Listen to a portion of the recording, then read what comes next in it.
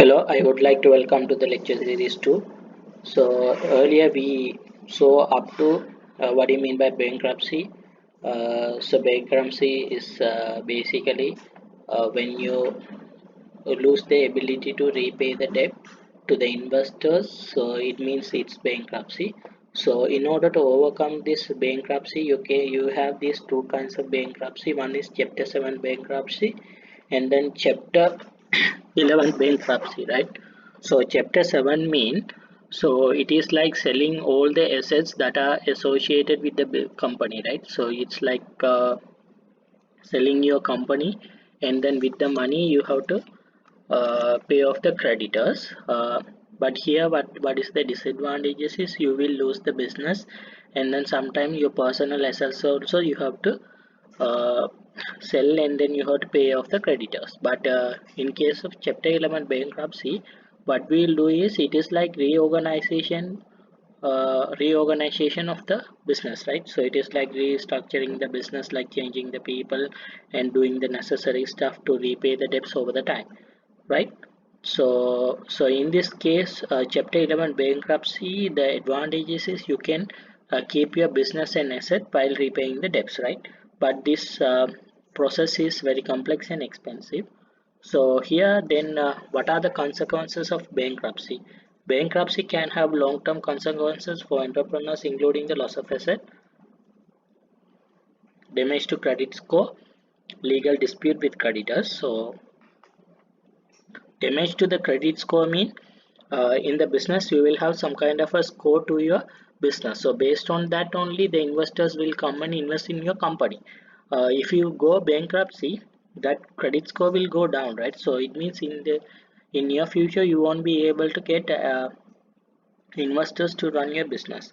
But at the same time also you will have some legal dispute with the creditors. So investors who put money in your business will legally sue you, for becoming a bankruptcy, right?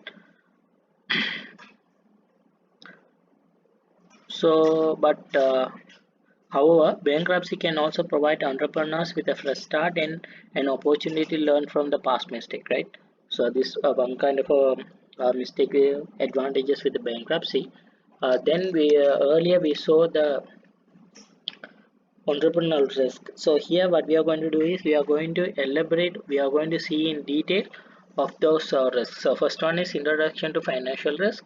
So financial risk refers to the potential for financial loss or failure associated with starting and running a business, right? So in order to start or running the business, you should have some money. So how we are going to get that money? So that is a financial risk.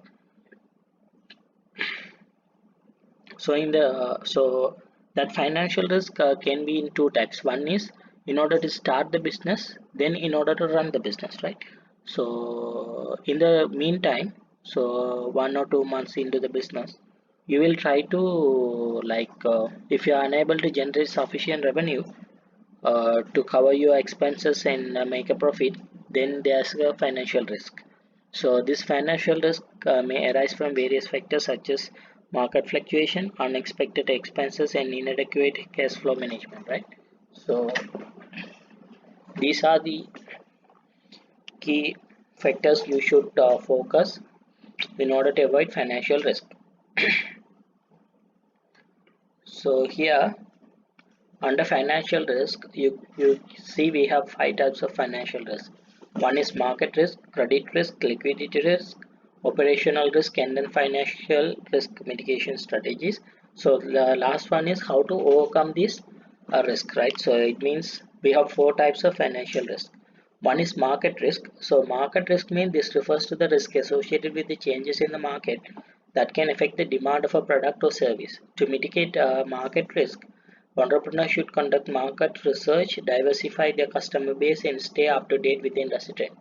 So financial risk is due to what if you are unable to generate a cash flow in order to run your business smoothly, right? So that is a financial risk, right? So what are the factors that may lead you to not get a smooth cash flow into the business?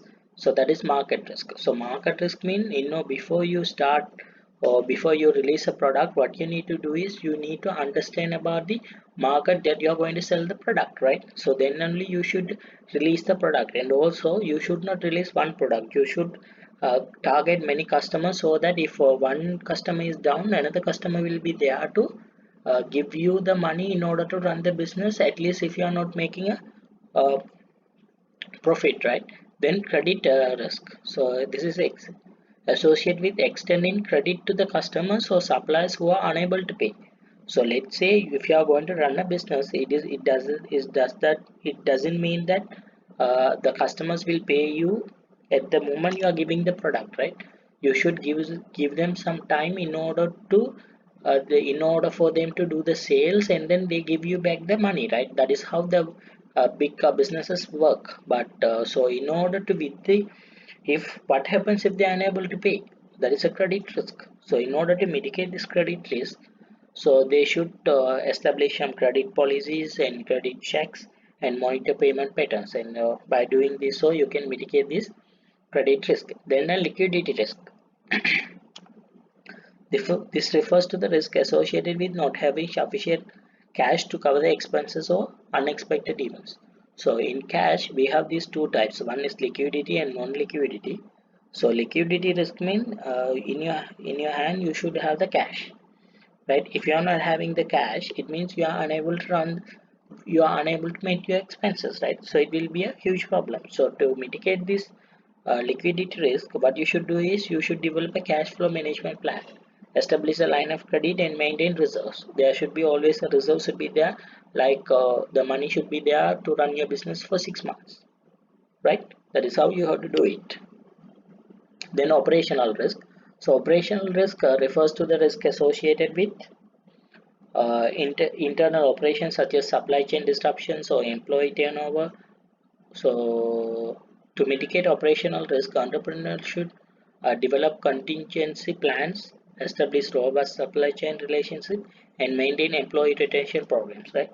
So then you have these financial risk mitigation strategies. Also, there you can read this and you can understand this. So, in the next video, we will see the introduction to competitive risk.